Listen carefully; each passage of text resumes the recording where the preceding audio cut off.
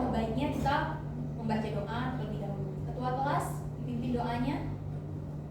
Bismillahirrahmanirrahim. Rabbi shrah li sadri wa yassir li amri wahlul 'uqdatam min lisani yafqahul qawli. Amin. Baik. Sebelum itu, Ibu mau absen dulu ya. Hadir semua hari ini? Hadir, Bu. Ibu absen manual aja.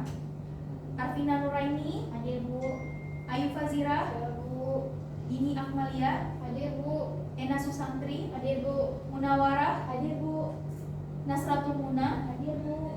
Sri Rahayu. Hadir, Bu. Alhamdulillah hadir semua hari ini. Ibu mau nanya nih, di minggu lalu kita sudah mempelajari materi apa sih? Cerpen. Cerpen. Puisi. Ya. Teks mereka. Nah, jadi di minggu ini Ibu akan menjelaskan materi mengenai cerpen. Sebelumnya kalian udah tahu nggak cerpen itu apa? Cerita pendek. Nah, benar sekali. Cerpen adalah salah satu karya sastra yang berbentuk prosa naratif yang ceritanya relatif singkat. Karena pada dasarnya cerpen ini hanya memiliki satu konflik permasalahan, beda dengan novel. Nah, kalau kalian sendiri lebih suka membaca cerpen atau novel sih? Novel. Kenapa? Karena lebih panjang. Lebih panjang gitu ya, lebih banyak konflik permasalahannya. Nah, kalau cerpen mungkin cuma menghabiskan waktu sekitar 10 sampai 30 menit ya, karena mungkin ceritanya tergolong singkat. Tapi kalau novel biasanya kalian baca sampai berapa lama sih? 2 hari. Lama ya. Kadang seminggu. Tergantung mood kita membaca. Oh, cerpen apa sih yang pernah kalian baca? Kancil Petunjuk. Pembunuh Petunjuk. Karya Pak Hariman. Ngeri ya. Nah, baik. Sebelum kita mengkaji lebih dalam tentang cerpen, kita harus mengetahui dulu nih apa ciri-ciri dari cerpen. Ya ampun, ini siapa yang nggak hapus papan tulis? Ibu, itu Bu. Ketua kelas. Nggak boleh lagi ya seperti itu. Ya, kelas ya. Ini ada. Oh, ibu nggak lihat. Ibu Bunda, Bu. Bukan saya bikin. Si Dini yang bikin, Bu. Dini. Si kembarnya nggak utang Dini, Bu. Ini lain kali nanti dihapus ya papan tulisnya. Siapa yang bikin? Siapa yang bikin? Siapa yang bikin? Sapu. Iya, yang piket harus membersihkan papan tulis. Jangan sampai seperti ini. Nanti kalau guru-guru lain yang masuk dilihat, kenapa nih papan tulisnya masih kotor? Nah, Dengan temun. Kayak kembar dulu. ciri-ciri cerpen.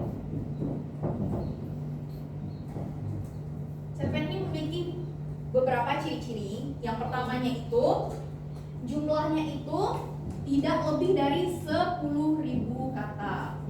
Nah, dia tidak lebih dari 10.000 kata. Dia hanya memiliki sekitar 500 sampai 5.000 kata. Berbeda dengan novel. Novel mungkin lebih panjang ya, seperti yang udah kalian baca.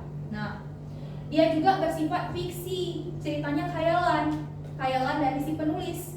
Jadi penulis itu mungkin dia hanya ya ceritanya pokoknya nggak dari apa sih namanya? Kisah nyata. Nah, cuman khayalan si penulis. Selanjutnya itu ada dia berfokus pada satu konflik permasalahan. Berbeda dengan novel. Banyak ya, biasanya kalau novel ada nanti alurnya maju mundur atau campuran gitu kan. Nah, isi ceritanya itu kebanyakan menggambarkan kehidupan sehari-hari. Pemilihan katanya yang sederhana agar mampu memudahkan pembaca untuk memahami cerita tersebut. Nah, biasa cerpen itu dia memiliki banyak sekali pesan-pesan moral, amanat yang dapat kita ambil. Tapi kebanyakan kita sekarang ini kayak kita udah mempelajari, kalian udah mempelajari nggak cerpen itu dari kapan? Dari SD. Nah, SD, SMP pasti udah tahu lah, sampai SMA saat ini kan. Nah, tapi kebanyakan siswa-siswi ini dia kurang memahami gitu cerpen kan. Ya dipikir, alah kok salah dibaca gitu, menganggap remeh gitu. Padahal sebenarnya cerpen ini banyak sekali mengandung pesan-pesan moral yang dapat kita ambil kalau kita membacanya dengan teliti, ya kan? Nah, sebelum itu Ibu akan menceritakan menceritakan unsur-unsurnya. Nah, unsurnya itu dibagi menjadi intrinsik dan ekstrinsik. Intrinsik itu dari dalam dan ekstrinsik itu dari luar. Hah? Ya, luar. Benar sekali, Vina. Nah, biasanya di unsur ekstrinsik ini dia menjelaskan ada tema, penokohan, alur, latar, dan gaya bahasa, dan yang terakhir itu ada sudut pandang dan amanat. Kalian tahu nggak sih apa tema? Gagasan pokok. Ya, benar sekali. Yaitu pokok cerita dalam cerpen yang akan membentuk suatu alur. Namun tema dalam cerpen jarang dituliskan secara tersurat oleh pengarangnya. Nah, mungkin Ibu hanya menjelaskan secara singkat saja unsur intrinstiknya. Dan unsur ekstrinstiknya itu ada latar belakang masyarakat, latar belakang penulis, dan nilai-nilai yang terkandung di dalam cerpen tersebut. Nah, cerpen dibagi lagi, yaitu ada strukturnya,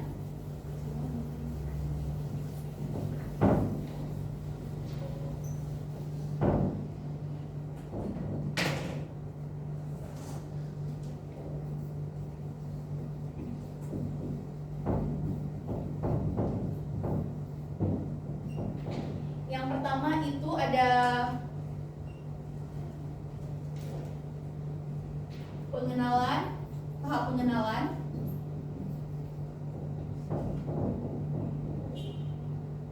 pengungkapan,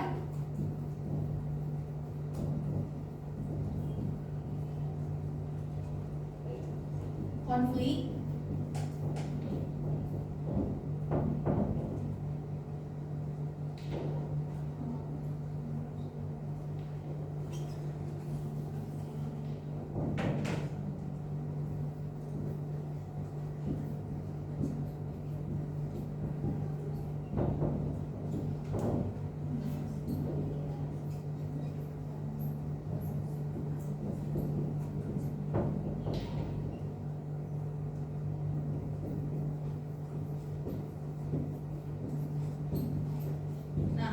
di tahap pengenalan ini, biasanya pengarang akan memperkenalkan para tokoh-tokoh yang ada di dalam cerpen tersebut yang berhubungan antara tokoh yang disusun berdasarkan ceritanya.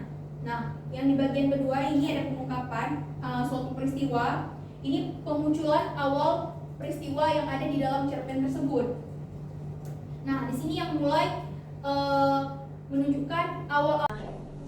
Untuk tugasnya, Ibu akan memberikan tugas yang tugas kelompok, yang masing-masing satu kelompok itu beranggotakan 4 orang.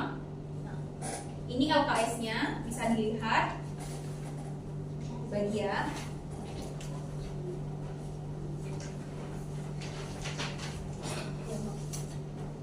Bisa dilihat tugasnya.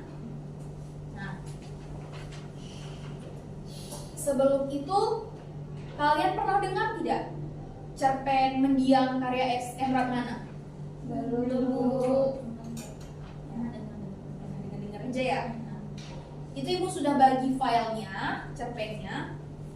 Nanti kalian bisa baca untuk mengetahui apa saja isi alur, latarnya, penokohannya, bahkan amanat-amanatnya, pesan moral yang dapat kita ambil dari cerpen karya S.M. Ratmana itu. Di LKS yang sudah Ibu beri, ada soal yang mungkin kalian tidak paham? Mungkin dari 2 soal itu? Ada Bu. Ya, Luna? Ibu tolong dijelasin kembali yang nomor 3A. 3A.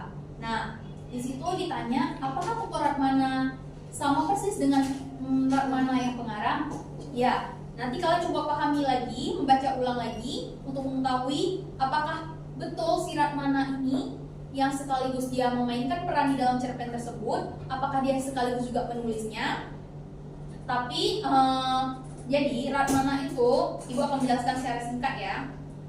Ratmana itu selain dia penulis yang menulis cerpen itu, dia juga memainkan peran di dalam cerpen tersebut. Nah, dia jadi memainkan karakter aku di situ. Nah, nanti kalian bisa baca lagi, pahami lagi cerpen itu untuk mengetahui alur ceritanya. Nah, ada yang ingin bertanya lagi mengenai tugasnya? Sudah jelas. Nah, Ibu kasih waktu kalian untuk mengerjakan itu dikumpulkan minggu depan. Karena lumayan juga ya, soalnya banyak nih. Kalian harus betul-betul memahami dulu cerpennya, baru kalian bisa menjawab pertanyaan-pertanyaannya. Nah, Ibu, sebelum itu, Ibu mau dulu nih kalian baca cerpennya sebelum kita menutupi pertemuan hari ini. Nah, Ibu kasih waktu 10 menit untuk membacanya.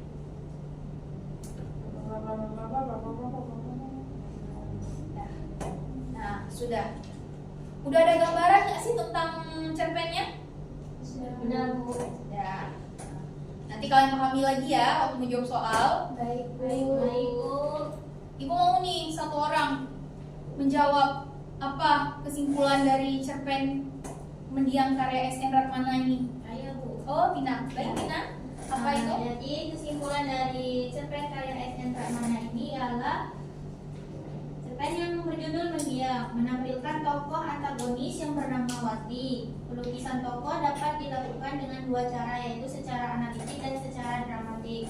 Dengan cara analitik, Wati dilukiskan pengarang sebagai sosok seorang wanita yang mempunyai fisik seperti laki-laki, sedangkan dengan cara dramatik, pelukisan karakter tokoh Wati dilakukan dengan 4 cara, yaitu dengan cara melukiskan reaksi tokoh, yang kedua dengan cara melukiskan keadaan sekitar tempat, yang ketiga dengan cara melukiskan dalam pikiran dan perasaan tokoh, dan yang keempat dengan cara melukiskan perbuatan tokoh tersebut. Nah, baik sekali. Terima kasih Arvina. Sama Ibu.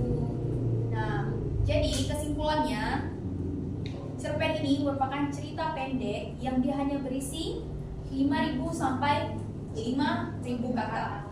Nah, dia itu tidak banyak-banyak, nggak seperti novel. Nah,